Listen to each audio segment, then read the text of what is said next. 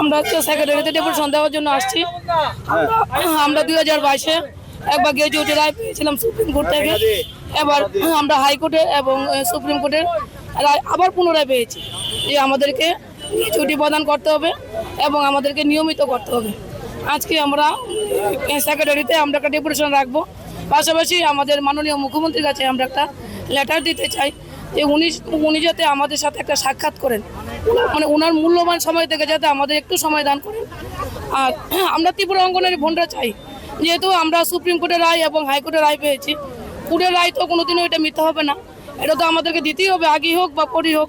কিন্তু আমরা চাই যে যেহেতু মাননীয় মুখ্যমন্ত্রী জনদরদী মুখ্যমন্ত্রী, ওনার হাত দিয়ে যাতে ভালো কাজটা হয়, যাতে উনি সারা জীবন আমাদের কাছে একটা স্মৃতি হিসেবে থাকতে পারে, যাতে আমরা বলতে পারি যে এই রায়টাকে মান্যতা দিয়েছে আমাদের মাননীয় মুখ্যমন্ত্রী এবং এই কাজটা ওনার হাত ধরে আমরা বোনরা পেয়েছে। তাই এই ভালো কাজটা ওনার হাত দিয়ে হওয়ার জন্য আমরা আশা রাখছি। কারণ সুপ্রিম কোর্টের রায় এবং হাইকোর্টের রায়কে কোনো সময় বঞ্চিত করা যাবে না।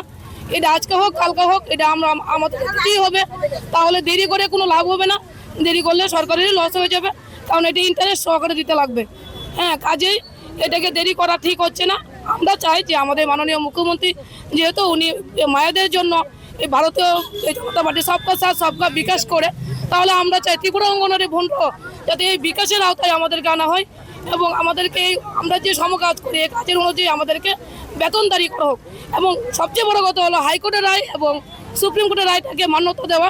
এবং আমরা চাই ওনার হাত ধরে যাতে এই ভালো কাজটা হয়, শুভ কাজটা হয়। কারণ এটা আগে হোক পরে হোক, এটা কিন্তু আমাদেরকে দিতেই হবে। তাহলে আমরা আশা রাখছি এটা যাতে আমরা ভারতীয় জনতা পার্টির কাছ থেকে যাতে আমরা এই অধিকারটা আমরা পাই। এটা বলেই আমি আমার বক্তব্য এখানে শেষ করলাম।